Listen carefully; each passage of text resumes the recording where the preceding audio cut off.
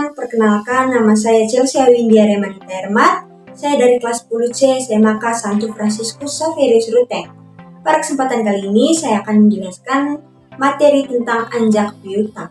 Jadi teman-teman, anjak piutang atau invoice factoring adalah suatu proses pembiayaan melalui transaksi pembelian piutang perusahaan, di mana investor nantinya akan membeli piutang perusahaan. Dalam hal ini disebut sebagai borrower. Maka dari itu, semua proses penagihan terhadap pemilik utang menjadi kewajiban investor. Jadi teman-teman, ada juga pihak-pihak yang terlibat dalam proses anjak piutang ini. Yang pertama ada perusahaan jasa anjak piutang. Jadi, perusahaan jasa anjak piutang adalah perusahaan yang harus bertanggung jawab pada anjak piutang dari klien atau biasa dikenal sebagai investor. Yang kedua, klien. Klien merupakan pihak yang mendapat jasa dari investor, di mana investor tersebut menjual piutang milik perusahaannya. Yang ketiga, pemilik piutang. Jadi, pemilik piutang ialah pihak yang membeli barang maupun jasa dari pihak klien. Jadi, ada manfaat anjak piutang. Yang pertama, manfaat untuk klien. Klien akan mendapatkan manfaat berupa pembiayaan. Contohnya, seperti memperlancar arus kas dan meningkatkan penjualan. Apabila dilihat dari segi non-pembiayaan, klien juga mendapat manfaatnya. Manfaat yang dirasakan seperti mendapatkan kemudahan dalam penagihan utang dan lebih mudah dalam merencanakan efisiensi serta meningkatkan kualitas piutang. Kedua, manfaat untuk nasabah atau debitur. Jadi, pihak debitur ini juga akan mendapatkan manfaat dari anjak piutang. Manfaat tersebut dapat memiliki kesempatan dalam melakukan pembelian dengan cara kredit. Tidak hanya itu, hadirnya jasa dalam administrasi juga akan memberikan kesempatan para pihak debitur dalam melakukan penjualan lebih cepat. Yang ketiga, manfaat untuk investor.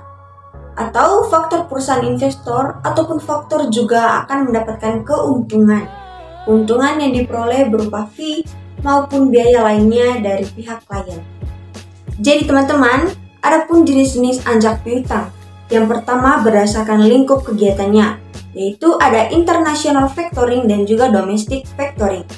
International factoring merupakan jenis anjak piutang yang menggunakan perusahaan dari negara yang berbeda dan memiliki peran sebagai import dan ekspor faktor. Yang kedua, domestic factoring. Dalam hal ini, kegiatan yang dilakukan akan melibatkan pihak yang ada pada satu negara. Yang kedua, berdasarkan penanggungan risiko. Ada without recourse factoring dan juga recourse factoring. Without recourse factoring merupakan jenis anjak piutang yang memberikan semua tanggung jawab pada investor sehingga ketika nasabah tidak bisa membayar tagihan, maka klien akan terlepas dari kemungkinan gagal bayar.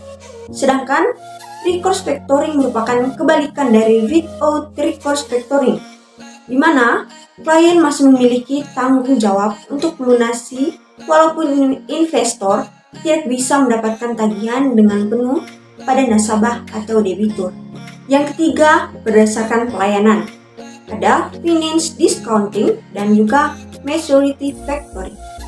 Fasilitas atau pelayanan yang diberikan adalah tanpa harus ikut campur menanggung hutang yang tidak tertagih.